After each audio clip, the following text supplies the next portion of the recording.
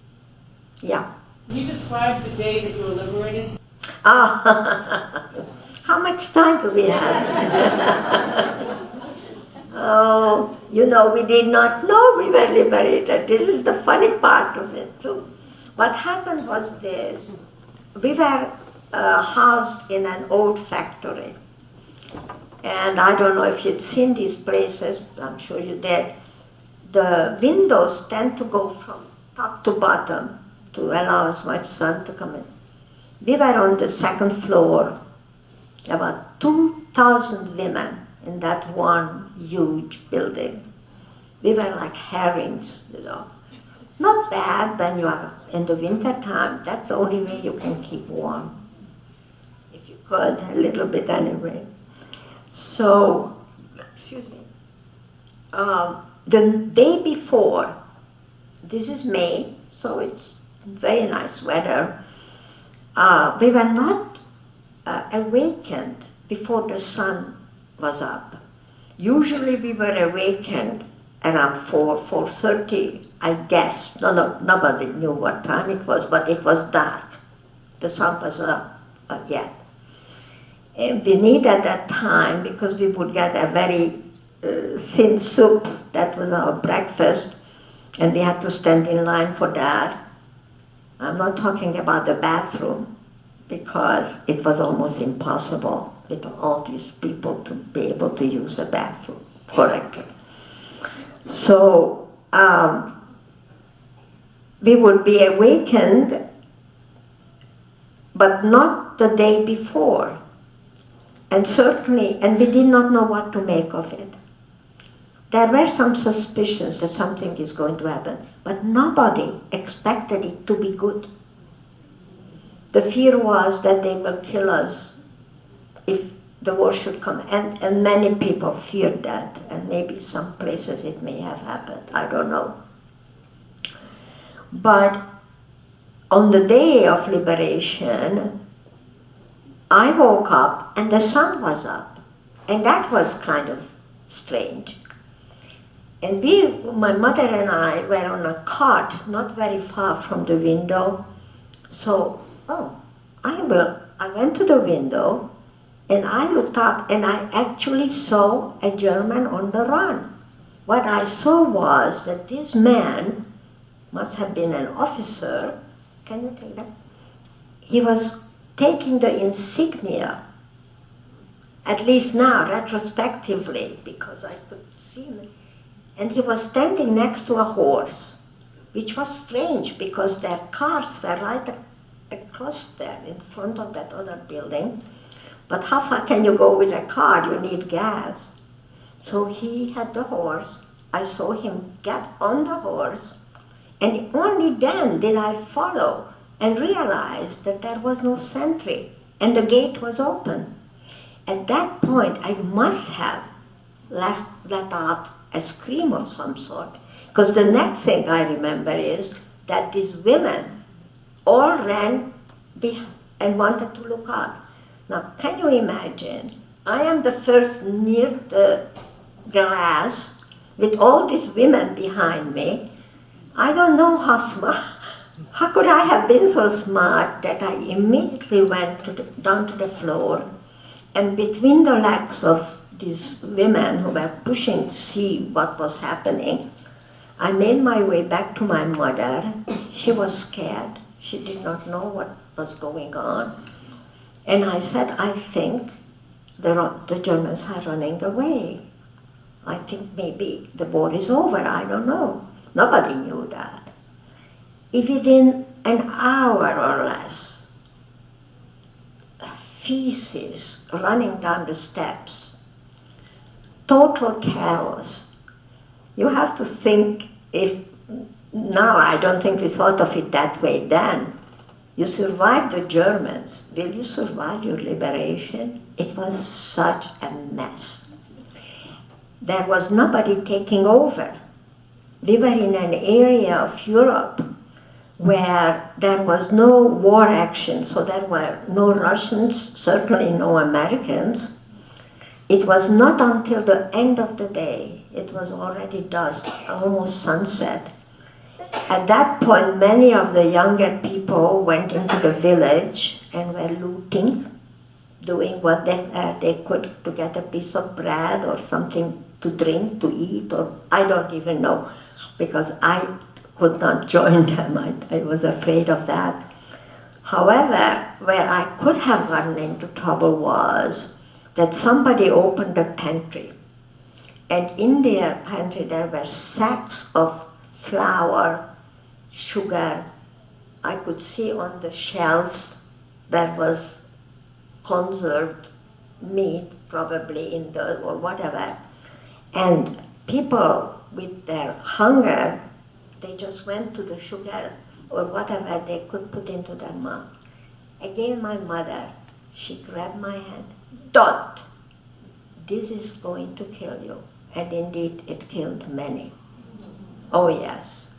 Can you just think, we were totally dehydrated, down to 60 pounds, and you take all that sugar, it takes a bit of liquid that was still in your body. There was diarrhea and people died. It was terrible. It was terrible. So then we had to leave this building. You couldn't go back to sleep. So we slept out in the yard wherever we could at that night. And some organizations, and again my mother organized, she was older and she knew what to do. But many did, and I think I did something very foolish. We were in Czechoslovakia, so this government, the Czech, they sent trucks for their women. My mother said to me, we are only 15 kilometers from the border. Let's get onto one of these trucks. Suddenly, not so suddenly, I wanted to be very noble. I haven't lied until now, I'm not going to. This was foolish.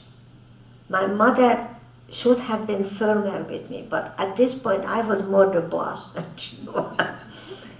And we stayed behind. So these Czech girls who were there, they went home and we started to walk. We didn't know where we were. What direction do you go? You come upon rivers where all the bridges are gone. I remember how it's like a V, and and it was very dangerous. What do you eat? Where do you sleep? We were afraid of the Russian soldiers. It was not that now you were liberated and here are these liberators. It was very different from what you hear from people who were liberated by the American or English or the French troops, because Americans in particular, they set up field hospitals.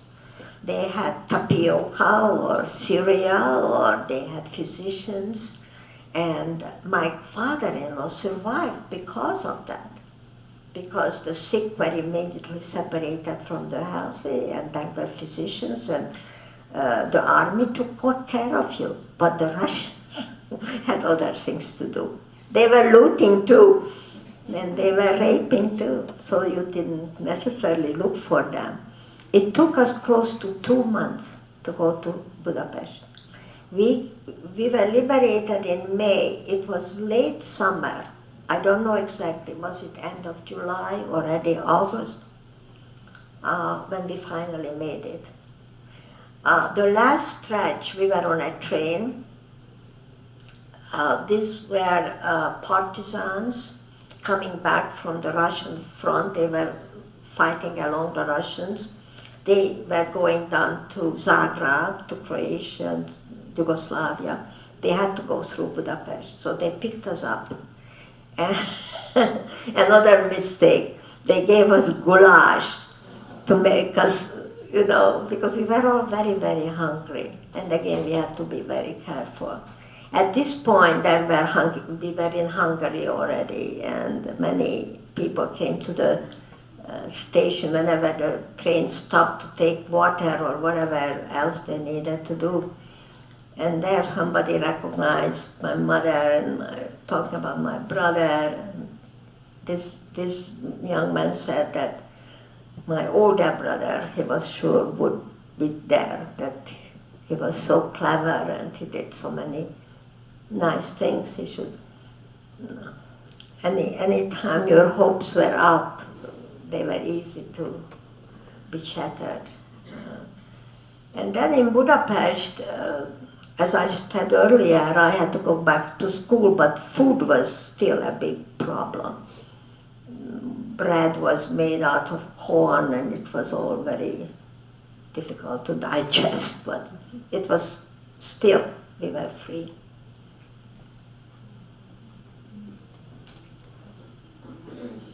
All right, whatever you say, you are the boss.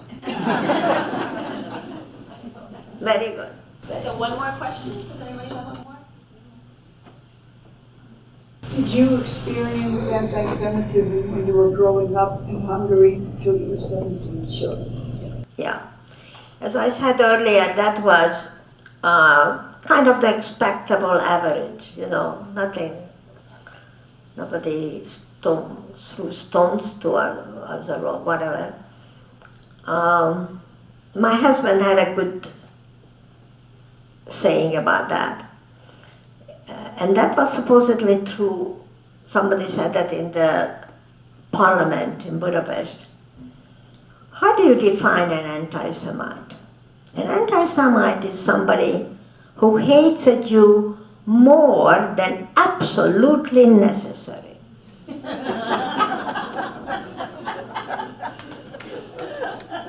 So there is an average respectable level, and then there are the ones who do a little more of that. I didn't have the more of that, just the average. But my parents were very smart about it. They gave us the names of all the Jewish Nobel Prize winners. Yeah. And there was only one Hungarian who ever discovered vitamin C in paprika. We used a lot of paprika. So when somebody said dirty Jew, I had a very quick answer. I said, you call me a dirty Jew. How many Nobel Prize winners do you know that were Hungarians? Because I had a very long list. So my good luck was to grow up in a home with Jews who were proud of being Jewish. That I did not know really mattered, because there were people who went the assimilation road, and that for them was very difficult, because 1/8, if one of your grandparents was Jewish, you know, you ended up in a camp. And these people did not feel Jewish, and they didn't have what I'm quoting my husband. He says, we wore a bulletproof vest, and that vest was made out of our pride. I come from people with principles, with ethics, with morals, and you don't have to call me a dirty Jew. And I still feel that that is the way the Muslims and the blacks have to go. Be proud of who you are. Because that's the only life I give it.